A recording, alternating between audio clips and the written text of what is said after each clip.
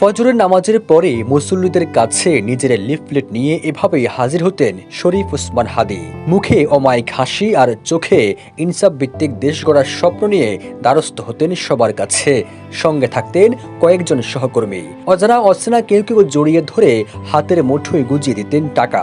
হাদীর কণ্ঠস্বর যেন হয়ে ওঠে ধর্ম, বর্ণ ও দলমত নির্বিশেষে সব শ্রেণী পেশার মানুষেরই কণ্ঠ।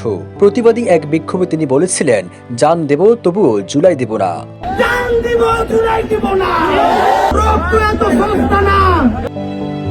নিষিদ্ধ ঘোষিত দল আওয়ামী লীগের বিরুদ্ধে সোচ্চার ওসমান হাদী আন্তর্জাতিক অপরাধ ট্রাইব্যুনালে শেখ হাসিনার ফাঁসির রায়ের পর বলেছিলেন, এই রায় পুরো পৃথিবীর জন্য নজির স্থাপন করেছে।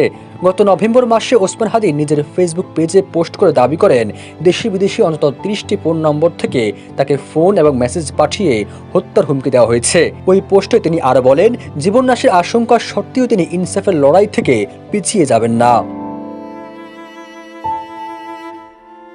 ইনসাফের এই লড়াইয়ে গুলি করার আগ পর্যন্ত থামবেন না বলে স্পষ্ট করে বলেছিলেন ওসমান হাদী। তবে এবার সত্যি তাকে গুলি করে থামিয়ে দেওয়া হয়েছে। তিনি বলেছিলেন, যদি কখনো হত্যাকাণ্ডের শিকার হন তবে তাকে যেন ধরে বিচার করা হয়। যতক্ষণ না পর্যন্ত বুকে বা মাথায় গুলি চলবে ততক্ষণ পর্যন্ত আমরা কোনো স্ট্রাগল মনে করি না, এবং এক্সট্রা কোনো সিকিউরিটি লাগবে না। শুধু আমাদেরকে যদি কেউ গুলি করে মেরে ফেলে তাকে যেন ধরে বিচার করা হয়।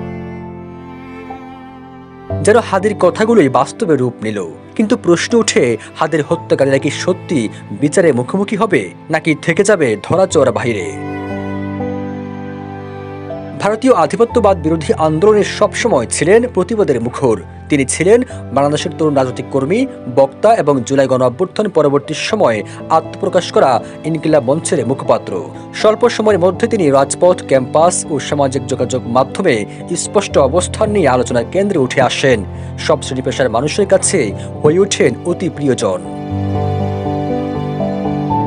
ইনসাফ প্রতিষ্ঠার লড়াইয়ে ঢাকা ৮ আসনে সম্ভাব্য প্রার্থী হয়েছেন। সেই লক্ষ্যে এই আসনে বিভিন্ন এলাকায় কয়েকজন সহকর্মীকে সাথে নিয়ে ভোটারদের দ্বারা দ্বারে ছুটে চলছেন। সেই ধারাবাহিকতায় গত 12 ডিসেম্বর জুমার নামাজের পরে গণসংযোগে বের হন। ঠিক তখনই রিকশা থাকা ওসমান হাদীকে গুলি করা হয়। গুরুতর আহত অবস্থায় হাদীকে প্রথমে ঢাকা মেডিকেল কলেজ হাসপাতালে, পরে নেওয়া হয় এভার কেয়ার হাসপাতালে। সেখান থেকে উন্নত চিকিৎসার জন্য নেওয়া হয় সিঙ্গাপুরে। সেখানে 18 ডিসেম্বর রাতে অস্ত্রোপচার শেষে মারা যান ইনকিলাব মঞ্চের মুখপাত্র শরীফ ওসমান হাদী। সবুজ আলম, নিউজ ডেস্ক, ইত্তেফাক।